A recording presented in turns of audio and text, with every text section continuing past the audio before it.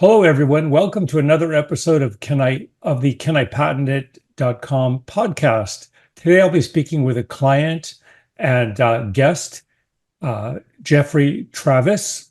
He's the CEO of Positron, a virtual reality company. Jeff has a very interesting background. He's an engineer, a filmmaker, and a virtual reality pioneer. At Positron, Jeffrey conceptualized and created Voyager, which is the world's first motion haptic virtual reality chair. In fact, our firm did the patent work for Jeffrey, and that was a few years ago. Over several years, Jeffrey and his team have worked with studios including Universal, DreamWorks, Disney, Warner Brothers, Adult Swim, Felix and Paul, and Technicolor to craft premium VR content for the Voyager platform. Prior to Positron, Jeffrey worked as an independent filmmaker, and he was a writer, director of several award-winning films, including Flatland, the movie, which is an animated math-themed film that has been seen by millions of children, which stars Kristen Bell, Martin Sheen, and Tony Hale. As you will learn from this interview, Jeffrey's passionate about elevating and transforming storytelling through technology. Jeffrey, people have always been gathering around the fire pit, telling stories and passing along intergenerational lessons. How does Positron use technology to enhance the storytelling process and make connections with people? Sure, yeah. So what we do at Positron is we try to provide a platform for people to experience virtual reality storytelling in a way that is so immersive that you forget about the technology. That's kind of one of our goals. And so, VR headsets are still a bit of something that's bulky. A lot of people associate it with gaming or something that's very interactive. And Swim goggles. Yeah, that's right. Swim goggles. And they're certainly used for that. You may see a lot of people use them for games at home. But when it comes to storytelling, wanted to create something that gave people a little bit of familiarity, a sense of comfort. So that's why we have this chair, right, which is designed to not only be very comfortable, but have a lot of technology behind the scenes that do things like have very precise types of motion that help alleviate motion sickness, sometimes associated with VR, also help people feel like they may be floating or flying, going underwater through the experience. And then we integrate things like spatial audio and haptics, which is, sensing physical audio, or you can think of it as vibrations as well in your body. And then we have scent on some of these modules too, so even the sense of smell. And so bringing all this kind of together in one package that is something that filmmakers who are working with VR can use is really the light for audiences. And that's kind of what we're trying to do is connect the work of VR creators and help them find an audience and help them monetize that content in ways they wouldn't be able to do otherwise.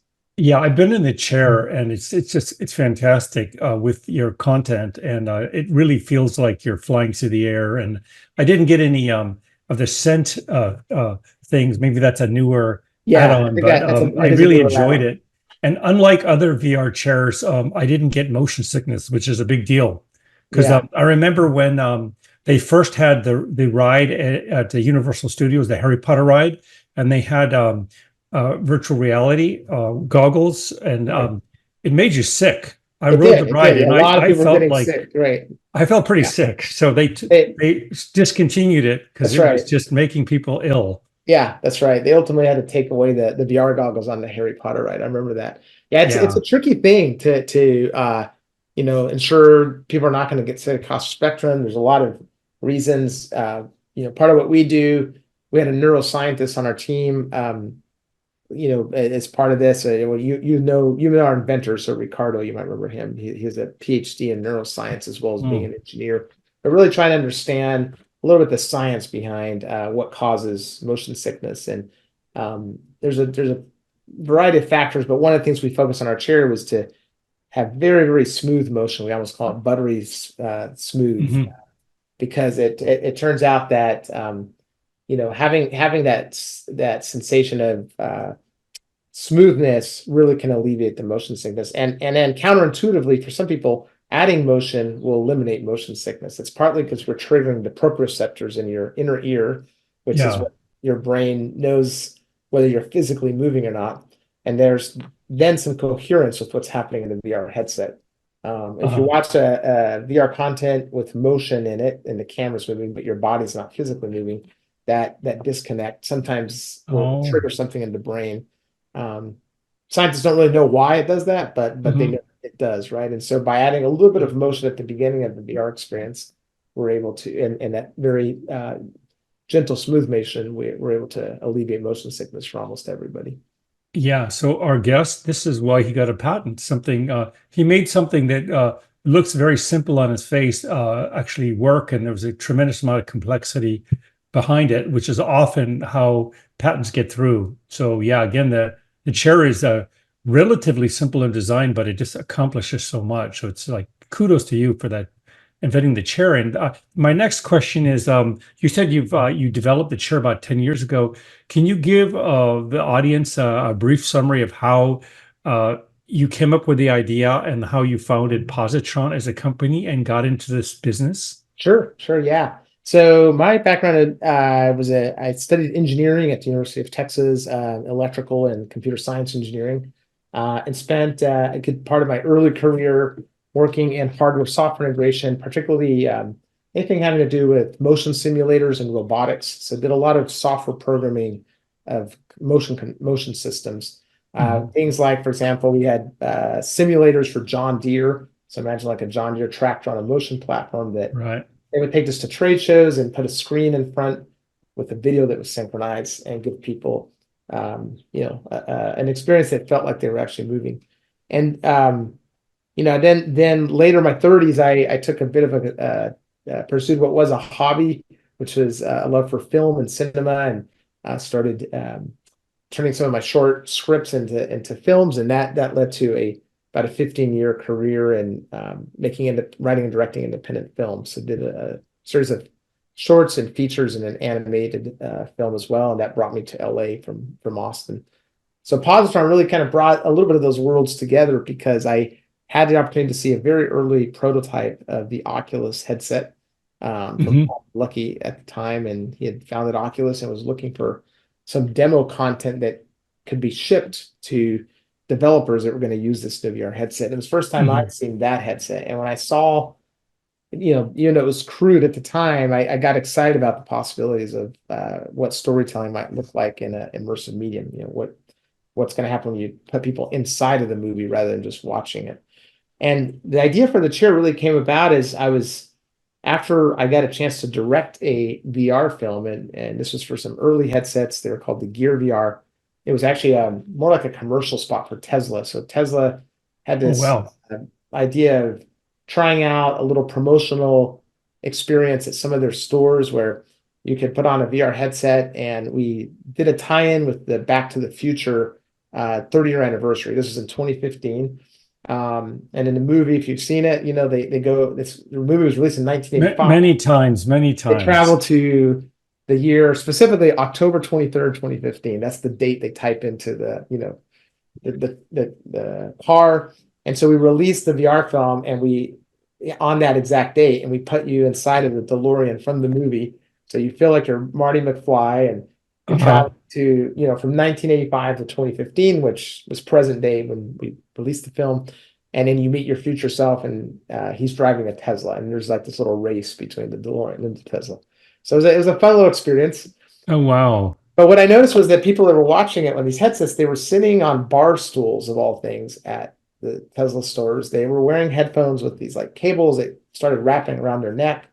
Their whole body language just indicated like, this is fun, but I'm really uncomfortable. I'm really like, worried I'm gonna like get sick or fall off this bar stool, or everybody's looking at me, or what, I could just sense this was not the ideal way that these kind of VR films should be shown. Hmm. And so I'm like, well, what if we had a really, kind of a really comfortable chair, something that made people feel cocooned, but also used motion to make you feel like you're inside the car by Hmm. motion. So I brought on a co-founder at the time, Jennifer Rendell. You may remember her. And Hmm. we started sketching out the idea of like, well, what if we had this chair for VR that was like essentially become a movie theater, right? A VR cinema. There was nothing like that at the time. So we started experimenting, and created an early prototype with the help of one of our first investors, and took that to a conference called SIGGRAPH, which is kind of a technology conference that usually revolves around computer graphics. Hmm. And got a tremendous amount of interest there. That eventually led to Universal Studios being our first client. Said, "Hey, can we get 20 of these? Tom Cruise just did a VR film. This is perfect for us to show it." And so, we said yes, not really knowing how we were going to go from prototype to manufacturing 20 in just a few months, but we pulled it off. And I think, it was around that time, a little earlier than that, we started talking to you about patenting this because we're Hmm. moving on to something. So.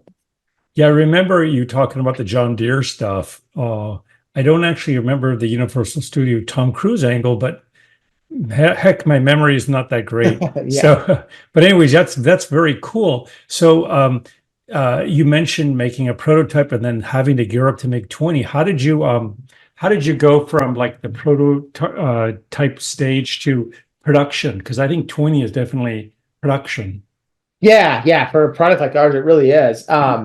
It wasn't easy. We essentially just started asking around, looking for what kind of manufacturer we could partner with to make this. Hmm. Um, and it shares it's strange because it involves so many different sort of disciplines, right? It's hard to find one facility that will do, here's the fiberglass top, and you have sort of these, Hmm. furniture type materials, but then you have all these electronics, and you have motorized mechanical systems, and you need to do fabrication, and there's a software component. So we ended up finding a company at the time that did a lot of fabrication for like amusement park rides, and Hmm. the first manufacturer. We've gone to different manufacturers and fabricators as we've grown, but they were the first one.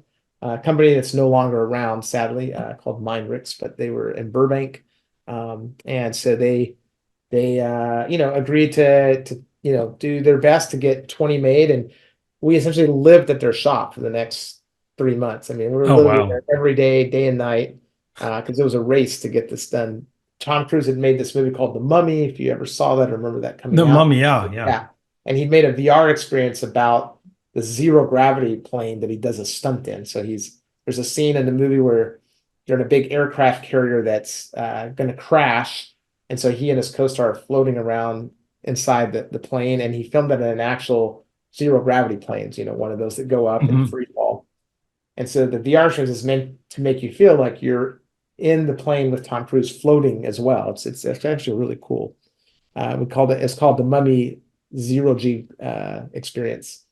So there's a hard deadline. Like these chairs had to be active and running at a festival, South by Southwest. So yeah, it Yeah. was tough. Like we were inventing and seeing, and figuring out how to scale things, and finding parts that we ordered were not the right parts, or the lead times were too long. But we managed to get it done, and we opened the VR theater just in time. So Nothing like a drop dead deadline yeah, that's to right. That's motivate right. you. Yeah, exactly. Um, can you delve into how you have used IP to protect your unique aspects of your technology? Yeah. So as for us, we realized that it was really critical, and especially as we were raising money for investors, that our IP was protected. Hmm. That our chair really resonated because some of the customers beyond Universal, we later did deals with companies like Intel and Verizon and Walmart and DreamWorks and Disney, and they tried other VR systems, other motion chairs, and there were a couple of competitors out there, and there still are out there as well. So we knew that it was really important we protect that IP. And sorry, your question was what were the unique aspects of the IP? Yeah, what are the unique aspects you cover with your IP, with Yeah, so one of patents, them, basically? yeah, one of them was the fact that our motion chair does, combines full unlimited yaw, so rotation in both directions with pitch, and the mechanism to do that. As far as I'm aware, there's no other chairs that do that, or motion chairs that do that. And we had a very specific kind of mechanism that could do that. And that was, I think, one of the claims, or maybe there were multiple claims in the patent. I'm a Does little. the word lazy Susan ring any bells? Yeah, it does. Yeah, that's right. Yeah, Yeah, the lazy Susan type mechanism. yeah. Exactly. I always remember. I don't remember much, but I usually remember all the patent cases I've worked on. So, Yeah. And then I believe we looked at I think there was our second patent, I believe, was related to creating the virtual perception of motion, right? Because our system Right, is right, called a two-DOF motion platform. There's only 2 degrees of freedom, yaw and pitch. That's it. right. However, in VR, we're able to make people feel like they're actually going through all 6 degrees of freedom of motion. So, for example, heave, which is the up and down axis, or in our case, the experiences may make you feel like you're floating or gently coming down. We can simulate that using the right kind of virtual camera moves with the right physical Uh-huh. motion. And so that creates a smaller footprint, lower cost chair, less power needed. And that was I think one of the other unique aspects of what we did. Very, very good. So you've mentioned a lot of partnerships and collaborations. That's something that many inventors are wondering about. Like, how do you go about that? What are the dangers in that? What are the opportunities when you make collaborations? Can you elaborate on that? Yeah, for sure. So, I think we had collaborations in two kind of large Mhm. segments. One was on the content side, and that was really critical importance. So companies like Universal or Disney or DreamWorks that were starting to look at how could they use or create content specifically for this platform. Mhm. Um, I don't think there was any real danger in that for us because, we at the time were not, they were not looking to do anything except distribute your content. Maybe the only danger would be to, have too much business from one client, and if that client goes away, that can leave you in a vulnerable position. Mhm. And for a while, Universal was our biggest client. The Tom Cruise Mummy VR experience was so successful by their standards. They kept renting more chairs and they kept adding more, and we had more options, which was great. So maybe the only, danger was like most of our revenue was from one client initially, and that was Uh-huh. always a bit risky. Later we were able to diversify. The other partnerships were more on the technology side. So these were partnerships with companies that were providing key components to our chairs. So, like for example, the PC and the headset came from HP. We ended up working with them because our chairs ended up going out all over the world, and they have like a global OEM program. So things like having Mhm. tech support for those components or warranties in other countries was important. We did a partnership with Intel as well, because Intel was looking to just do some branded experiences, and of course we had Intel chips in the PCs. We did a partnership with Technicolor. They essentially Technicolor had, which has been a big leader in post-production services in the film Mhm. industry, built a facility in Culver City that was meant to showcase all the latest immersive technologies. So they put some of our chairs there, and it worked Mhm. out as a great demo space for us to have because we were up by at the time Montrose, right near Pasadena, Yeah, yeah. La Crescenta area. And so people that were on the west side, didn't want to drive up there. So it was great to have another sort of demo site Mhm. with our chairs that they could run. And yeah, there was maybe some other partnerships along the way, but we found them to be really instrumental, just expanding our really kind of our PR reach and our marketing, right? It kind of ended up validating a lot of what we Mhm. were doing when people saw that those were some. Yeah, yeah, that's interesting. Well, in terms of the risk, sometimes when people have smaller technology companies have some hardware, there can be a risk that a larger company will come in and poach the technology, Yeah, especially if they don't have good IP protection. But it right. sounds like you were not the victim of that, which is great. Yeah, fortunately not. I think there was a slight concern sometimes, and some of these companies coming in and like, oh well, what would I know that at the time Oculus before they were acquired by Facebook Hmm. came in, and their CTO John Carmack sat in a chair and did it, and like I was excited, but also like wow, like they got a lot more zeros in their balance sheet than we do. Yeah, yeah, What could keep that? They could just go and decide to make something like this. Fortunately, we have the patents, and that's some level of comfort that it would better make more sense to have a conversation before someone just rips off what we did. So right, right. I mean, ultimately, if you work with other people, your reach expands. So you kind of yeah, have to figure out a way to do that, right, you know. exactly, exactly. Um, now that companies like Apple have made a big push into these virtual reality, or I guess they call it augmented reality goggles. How do you think that's going to affect the whole market for your chairs and just the whole virtual reality experience? Well, for us, it's really exciting that Apple, entered the VR space. Mhm. As you know, they don't call it a VR headset. Apple likes to be, kind of do things march to the, beat of their own drum. So they call it a spatial computing device, but everybody else calls it a VR headset, because it's a Yeah. VR headset. Um, yeah, so when the largest market cap company in the world puts a VR headset on their homepage, right, as their prime product, it certainly brought back, because VRs went through a bit of the hype cycle. Like in 2015, 2016, there was a lot of VC money chasing funding VR startups. Yeah, I A lot. remember Oculus was the big thing, like it Yeah, had a yeah, low exactly. resolution, but everyone was talking about it. Right, right. And then there was a bit of the, a slump in that, I think there was too many inflated expectations around what VR Mhm. would be able to do.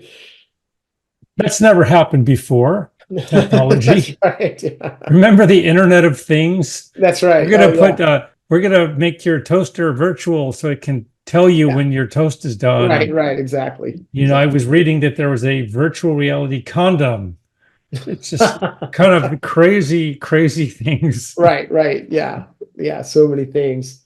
And yeah, this kind of like that hype cycle that has happened with so many other technologies. We struggled during this slump, right? Especially a little post-COVID, Mhm. when there was not a lot of funding for VR. So Apple kind of coming back into space has gotten, I think, both the industry excited. Their product is really incredible in terms of the resolution. If you haven't tried Mhm. it, it's worth checking out at an Apple store.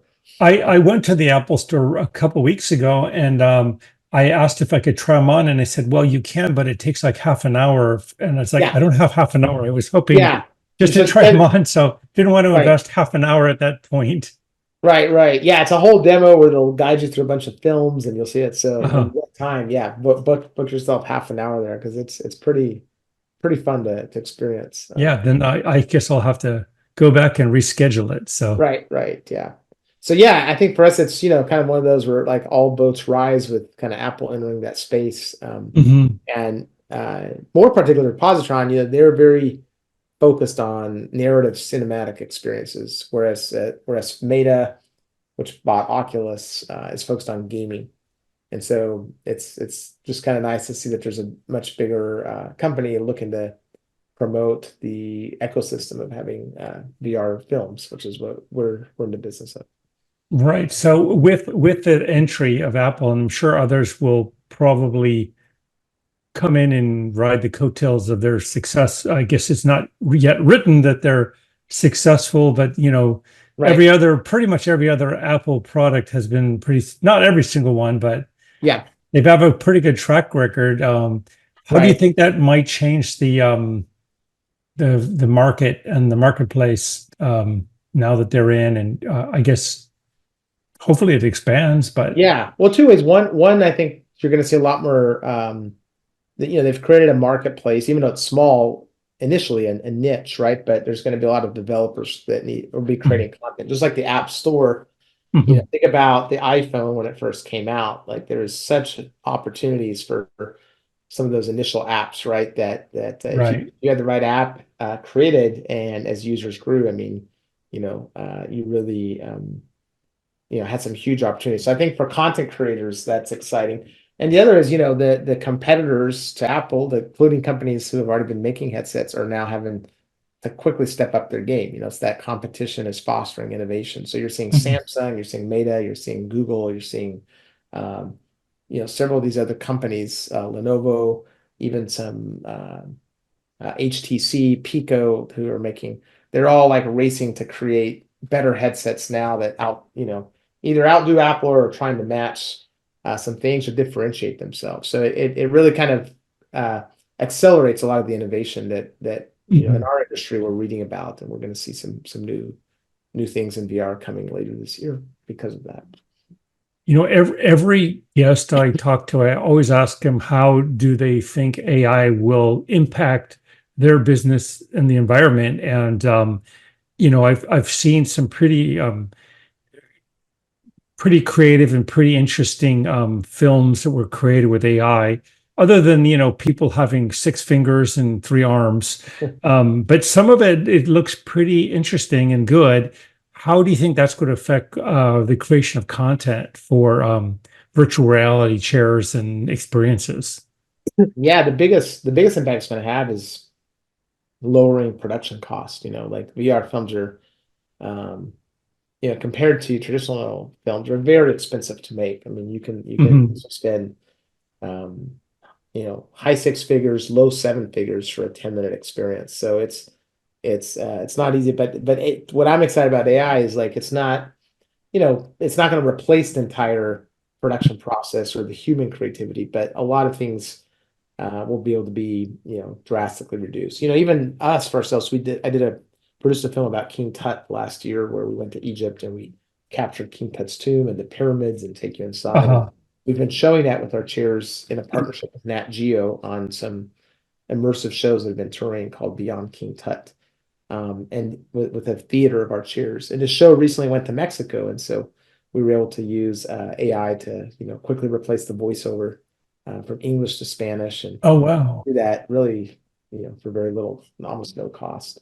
Um, I think a lot of those tools still need to mature, and I think a lot of the basics of you know filmmaking, good storytelling, lighting, acting, like it's really important to still know how to do those. I think these tools right now are you get these kind of like you described, interesting little demos. So we're still maybe a little ways away from Hmm.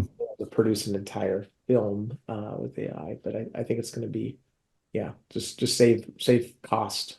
Yeah. Yeah. This definitely seems like a tool that it could be very useful. Yeah, And I guess a lot of things, if the cost goes low enough, then the market really opens up. exactly. That's been true for pretty much every technology, like electric cars. When they're $100,000, the market's this big, but when it becomes Right. 50, now it's Yeah, maybe five times bigger, and when it becomes 25, it'll be the exactly. entire universe. Exactly. So Yeah, that's right. yeah, very good.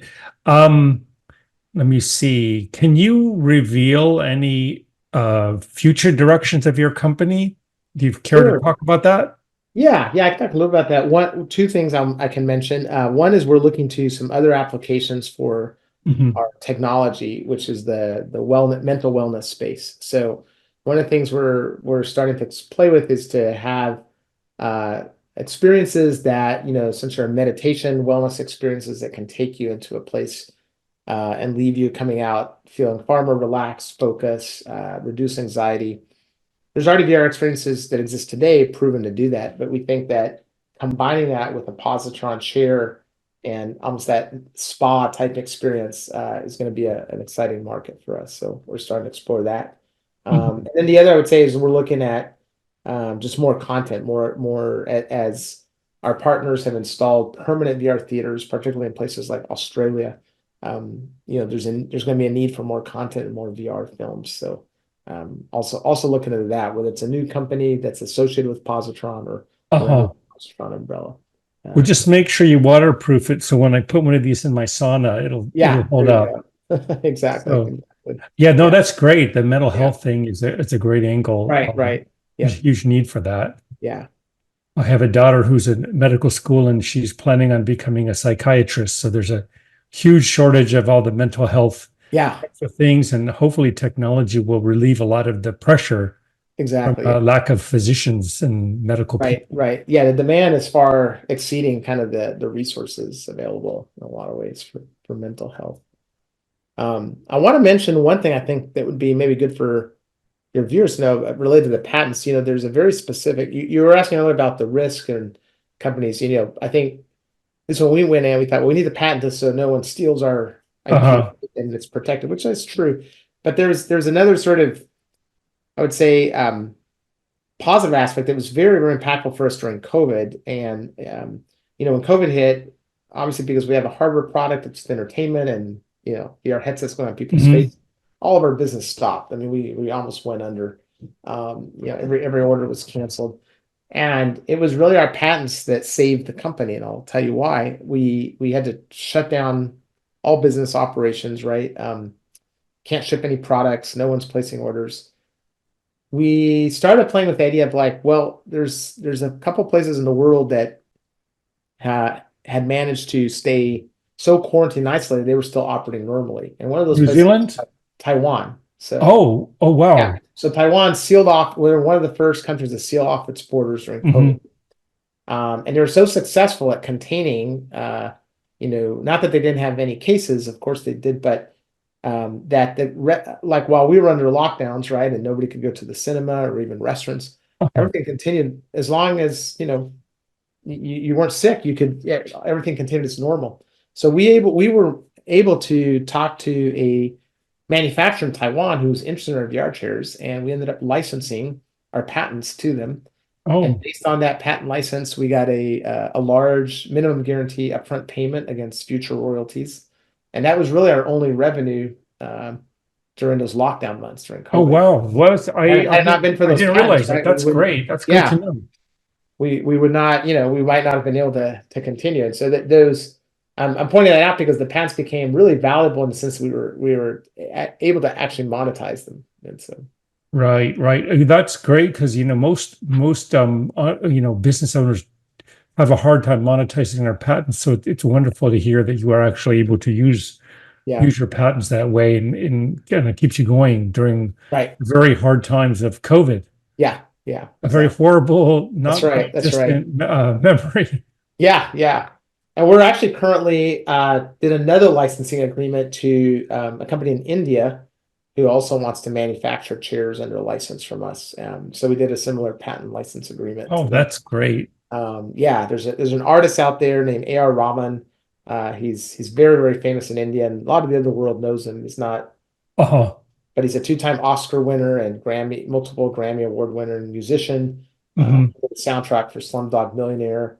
Oh, yeah. Great movie. Yeah, and he's made a 38-minute VR film that he intends to show on Positron shares. But to Oh, wow. expand and make these at scale at a way, especially in countries like India, and bring the cost down, he and I essentially said, let's see how we can bring the manufacturing to India. And so Hmm. yeah, worked out something where they're now getting close to completing. It's like a special edition, the Positron share with his kind of brand name on it. Uh-huh. Again, the patents were part of what made us feel, hey, we're protected. We have a framework here to license Hmm. this. We're able to monetize that and look at collecting royalties off of that. Yeah, So that's wonderful. I'm really glad about your positive attitude, your positron attitude about this. Um, can we talk about some of the most challenging lessons you've learned over the last few years? I mean, a lot of the theater companies, they managed to survive even though no one was going to theaters for years. right. Um, and just and then coming out of the pandemic, so many weird things were going on in the economy. Yeah. You're still standing. Can you tell the audience like what lessons you've learned through these Yeah. very challenging times? Sure. I would say, one of the lessons learned is just things are going to change. Things are going to come up that you can't predict or expect. So you got to Mhm. have that plan. You got to have your long-term 5-year vision and your, annual plan and your quarterly plan, but be ready to act fast, when things like with COVID or just other challenges we Mhm. had. We had a big deal go bad. I think I was mentioning to you before the call that left Right. us in a vulnerable position. And Was that before Ukraine was invaded by Russia, or yeah, yeah. yeah, like Right before. who Exactly. would expect that, right? In modern Exactly. Yeah, that's era right. that a European country gets attacked. Gets It's attacked, right? And there's some like domino effect, right, that affected. yeah. So yeah, I think like just knowing that, every business is going to face, I think, some kind of crises like that. I think for me, I think the lesson was like I would say is we probably would have been well, we managed to survive this long because we had been kind of very meticulous, I would say, with our cash flow and sort of being Hmm. careful with that. A lot of other VR companies have gone out of business, kind of went boom and bust. We're still around. We've had to grow. We've had to shrink at times, Hmm. or reorient or position us. But yeah, I think just staying flexible and looking ahead and figuring out, how do you take a crisis and turn it into, thinking different, right? What are other ways to Yeah. generate Yeah, revenue. your words about, being frugal and watching your money, that's many successful businesses I've represented have said the same thing. In fact, uh, part of my learning has been seeing, clients over 30 years, like the ones that have survived. And I've seen, like the 2000.com collapse. I saw the financial crisis, 2008, 2009, the COVID crisis. Right. I've been through at least three or four of these Yeah. crises in my career as an IP attorney. And it's always the companies who are like watching their spending and Yep. but Yeah. but very nimble. They're the ones who always survive and Right. thrive. Right. So Right. yeah, excellent. Well, we're almost to the end, but before we go, I'd like to ask you if you can impart any top five pieces of advice to people who are wanting to start a business or make their business grow. What Sure. would those be? I mean, you've probably touched on some of them, but Yeah. if you could wrap it up, that'd be wonderful. Yeah. So I would say advice for people that are wanting to start a business or see it grow. One is I think the number one I would say is, and this sometimes takes time. I used to think I would know this right away, but I didn't. It took time. Is know your why. Know why you're doing this. If you need to be doing it, yeah, I believe for reasons beyond the financial, because otherwise it's just too tough. Like it's not worth it. Yeah. There's so many. So to have a bigger purpose, in my case, it's seeing people kind of come alive and potentially transform through art and storytelling. It's just gratifying. I think there's a sense in which we hope that people come out better out of our chairs than they went into them.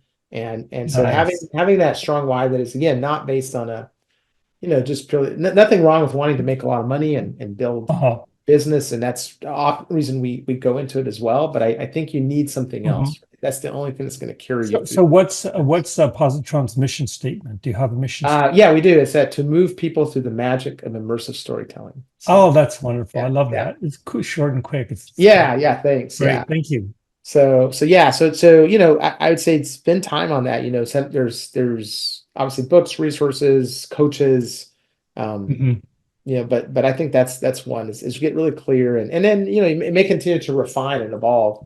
Um, two I would say is choose carefully the people that you're going to bring on your team. I mean, I can't tell you, I've made some, I'd say some really good hiring decisions or gotten really lucky with finding some great talent. Hmm. I think especially our initial first three team members, employees were all terrific. Like I just kind of was through had a very strong hiring process, very high standards, um, and that made all the difference in the world. I mean, having the right people on board. I've also Right. made some not so great hiring decisions. People I had to fire that over time it became apparent that maybe they were skilled, but it was a bad cultural fit, or Hmm. so just don't compromise on that. Like that your whole company it can't be about the founder, right? It's like it's only as good as your people. Yeah, you need a Um, team. you need, Exactly. yeah, and setting that team. And then, I think thirdly is like if you're raising money, raise more than you think you'll need. That's the last I learned over. And then don't be frugal. Like be really careful. Treat every funding round as if that's the last money you're ever going to raise. Right, right. That was good advice because we didn't do that in the beginning, and then it just was kind of going from uh stressful, this much runway to like, we got to raise the next round, we got to raise the next round. And, it wasn't until later it's like, look, we got to, even though it's a hardware company and it is capital intensive, what we do, Hmm. figure out how do we grow, what if we pretended we could only grow with revenue? How could we do that? So, and that led to uh, some kind of thinking outside the box. So, Yeah. Well, that's wonderful. I love those pointers and lessons. I've actually started three companies on my own, and I agree with you wholeheartedly. People are the most critical thing. yeah, We're not going to get replaced by AI. that's right. It's just like people always are the most important. You can have a great invention, uh, but if you have bad leadership, it will Yeah, fail. You that's can right. have a so-so invention, but if you've got great leadership, you'll make it work and you can be Exactly. phenomenally successful. Mhm. You don't need to raise private equity money or anything, you can bootstrap it. That's some of the best companies do it by internal growth. Right. That's right. So that's awesome if you can do that, not have to be beholden to the financial interests who don't Right. always have long term on their mind. It's just kind of like, how can I maximize my return as quickly as possible, Right. which is not necessarily the best way to grow a business. So yeah, Exactly. I completely agree with your lessons. So well, thank you so much, Jeffrey, and I look forward to hearing more about your future ideas and see how the whole VR landscape or whatever Apple calls it now. And I will Yeah. schedule that appointment and get trained up on how to use it. Cool. Yeah. I It's a think little expensive, but it looks pretty cool. it is So expensive. Yeah. It's not for everybody yet, but it's yeah, this first generation. And when you do the demo, I think you'll be blown away. It's cool. yeah, I like getting blown away. So. Yeah. All right. Well, thank you, Yeah. everybody. It's been a Thanks, wonderful Jan. time chatting with Jeffrey Travis and learning about his company, Positron. And I think your website is www.positron.com. Is that correct? No, it's at Oh, gopositron.com. sorry, gopositron.com. And we'll post it here so people can check out your company and find out where they can experience your chairs and see the programs. And to everybody, thanks again for listening and watching, and keep on inventing.